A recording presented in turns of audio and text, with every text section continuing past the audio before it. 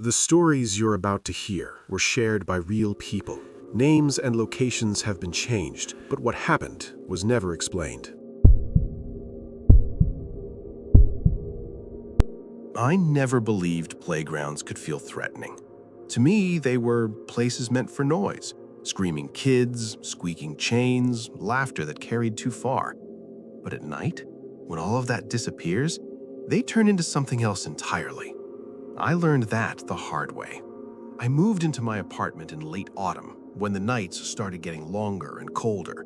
The building was cheap, quiet, and overlooked a small public park.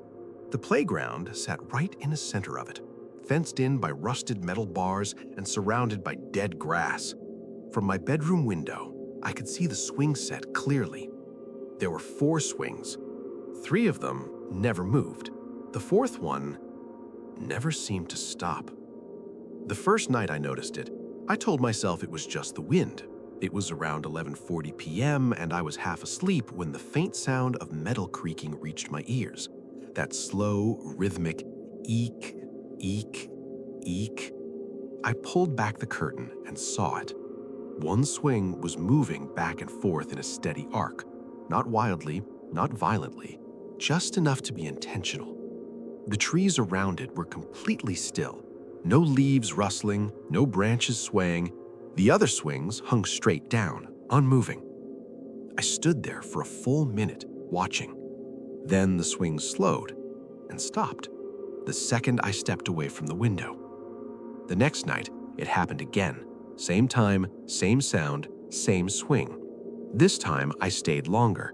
I watched until my eyes started to ache. The chains stretched forward, pulled back, stretched again, like someone was carefully pumping their legs. Still no wind. I opened my phone and started recording. The moment the camera focused on the swing, it jolted forward harder than before. The chains rattled sharply, louder than they had all night. My stomach dropped. Then, nothing. The swing froze mid-sway and slowly settled back into place, hanging limp and empty. When I reviewed the video, there was nothing unusual. Just darkness, just a swing barely moving. I deleted it, embarrassed at myself. By the 4th night, I stopped opening the curtains. I could hear it anyway. The sound changed after that. It wasn't just the chains anymore. There was a dragging noise beneath it, like shoes scuffing dirt. Slow, heavy, repetitive. I told myself someone must be sneaking into the park after dark. A drunk, a teenager, anyone but what my instincts were whispering. One morning, I walked past the playground on my way to work. That's when I noticed the ground. Beneath the moving swing, the dirt was disturbed, deep grooves carved into the soil, as if someone's heels had been dragging backward over and over. The marks were too deep for a child, and they were fresh. I asked one of my neighbors about it later that day, an older woman who had lived there for years. She went quiet the moment I mentioned the swing. Her smile disappeared. She said, "That swing's been replaced 3 times. Doesn't matter. It always ends up the same." When I asked her what she meant, she shook her head. "Don't watch it," she said softly. "That's when it notices you."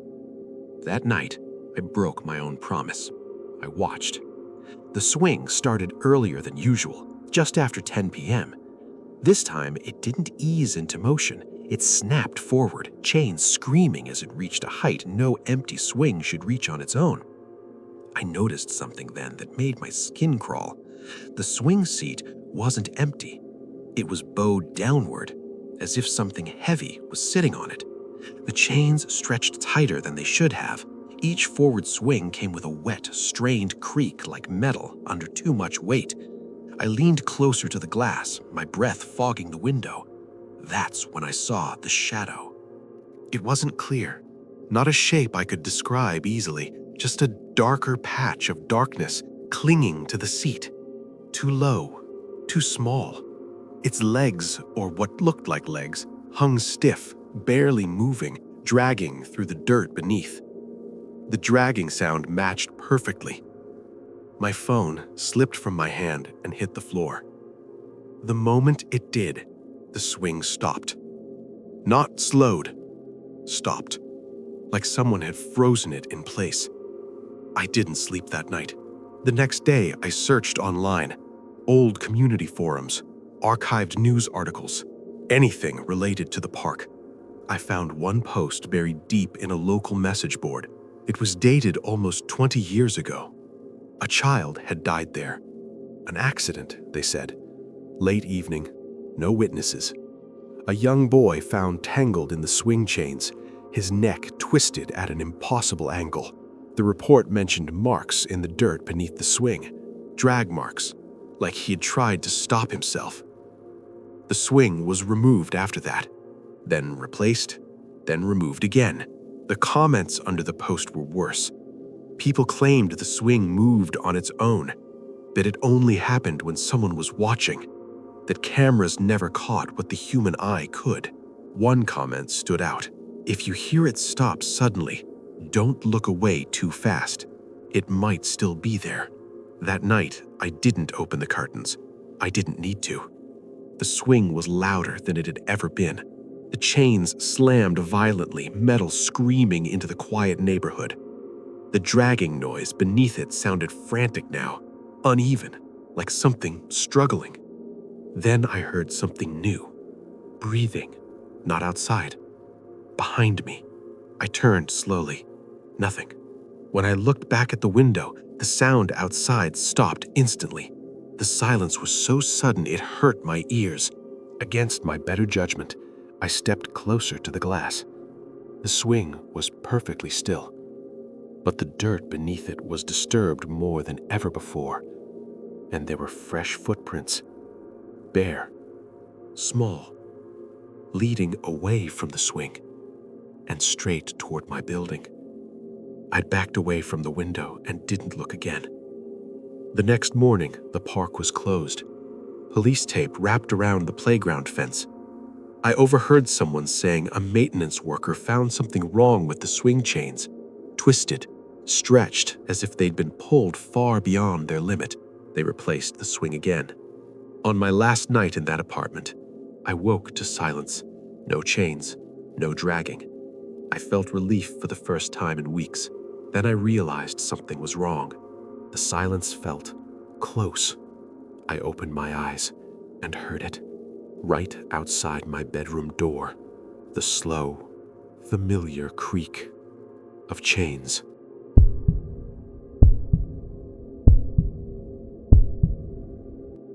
The park was never fully quiet at night. That was the first thing I noticed when I started working security for the city. Even after sunset, when the gates were locked and the lights shut off, the place still made noise. Wind through plastic tunnels, leaves scraping concrete, the occasional animal cutting through the grass. But there was one sound that didn't belong. It started on my third night shift. I was parked near the playground just after midnight, filling out paperwork when I heard it. A long, hollow sliding sound. Plastic against fabric. Slow at first, then faster, ending with a soft thump. I looked up instinctively, expecting to see a group of kids hopping the fence. There was no one there. The playground slide stood empty under the moonlight, a tall spiral slide, the kind kids disappeared into before popping out laughing at the bottom. Except nothing popped out. I stepped out of the car and walked closer. The night was cold enough that my breath fogged. The metal ladder leading up to the slide was icy, untouched. At the base of the slide, I noticed something strange.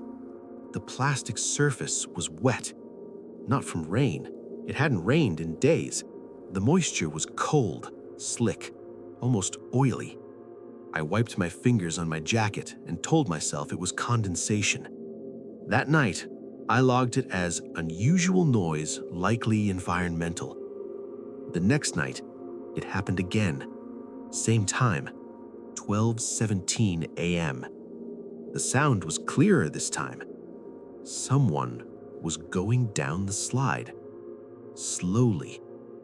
I stood still, heart hammering, listening as the sound spiraled downward inside the plastic tube. The friction grew louder, heavier. like someone deliberately dragging themselves down instead of sliding freely. Then came the thump. I rushed forward, flashlights sweeping the playground. Nothing. No footsteps, no movement, just the slide glistening again at the bottom. I radioed it in. My supervisor laughed it off. Probably raccoons, he said. Big ones. Raccoons don't slide. By the end of the week, I dreaded passing that part of the park. The sound didn't happen every night, but when it did, it was always the same slide, always after midnight, always when I was alone. One night, I decided to check the cameras. The city had installed a single security camera overlooking the playground after a vandalism incident years ago. The footage was grainy, black and white, and barely reliable, but it was something. I skipped back to the previous night. At 12:17 a.m., the camera feed glitched. Static flickered across the screen for half a second. Then, I saw it. A small shape appeared at the top of the slide. It didn't climb the ladder, it was just there. The shape lowered itself into the opening, limbs stiff, movements unnatural. As it descended, the image blurred, like the camera struggled to focus. Halfway down, the shape vanished. The slide continued to echo with movement, but nothing came out the bottom. I replayed the clip until my eyes burned. The next night, I wasn't alone. A second guard, Marcus, joined me after I reported the footage. He joked about ghost kids and cursed slides, but I could tell he was uneasy. At 12:16 a.m., we stood near the playground together. At 12:17, the sound started. Marcus went pale. "What the hell is that?" he whispered. We watched the slide as the noise grew louder, faster, like someone picking up speed. The plastic vibrated faintly. The thump at the bottom sounded heavier this time, like a body hitting concrete. Marcus bolted forward. The slide was empty, but the wetness at the bottom was thicker now. It dripped slowly, clinging to the plastic in streaks. Marcus touched it and recoiled. "It's freezing, like ice water." That was the night he quit. I didn't blame him. I should have quit too. Instead, I started digging. Old incident reports, archived city records, anything tied to the playground. It took hours, but eventually I found something from decades ago. A string of missing child reports clustered around the same park. One case stood out. A 6-year-old girl disappeared after being last seen playing on the slide just after sunset. Witnesses said she went down it once and never reached the bottom. Police assumed she wandered off. Her body was never found. The slide was replaced a year later due to structural issues. Same design, same height, same spiral. That night, I stayed in the control room instead of patrolling. At 12:17 a.m., the cameras glitched again. This time, the footage didn't cut out. I watched as 3 shapes appeared at the top of the slide. They lined up patiently. One by one, they went down. The first vanished halfway. The second vanished sooner. The third stopped near the bottom. The sound continued, scraping, grinding, long after it should have ended. Then I saw it. A hand pressed against the inside of the slide, flattened, twisted, trying to push out. The camera feed went dead. The sound didn't stop.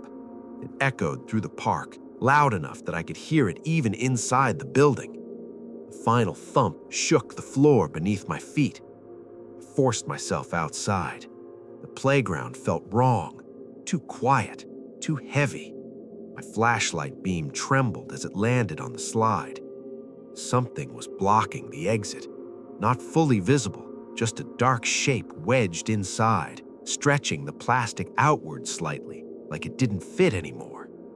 The sliding sound started again, but this time it was coming from above and below. I heard breathing, children's breathing, right behind me. I didn't turn around. I ran. The next morning, the city shut the park down without explanation.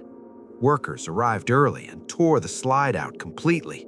By noon, it was gone. No replacement. They said the ground beneath it was unstable. I resigned that day. Weeks later, I'd drive past the park sometimes. The playground is still there. Swings, benches, climbing bars. But there's an empty concrete circle where the slide once stood. Late at night, when traffic is quiet, I swear I can still hear it. That slow, hollow sound, like something sliding, with nowhere left to go.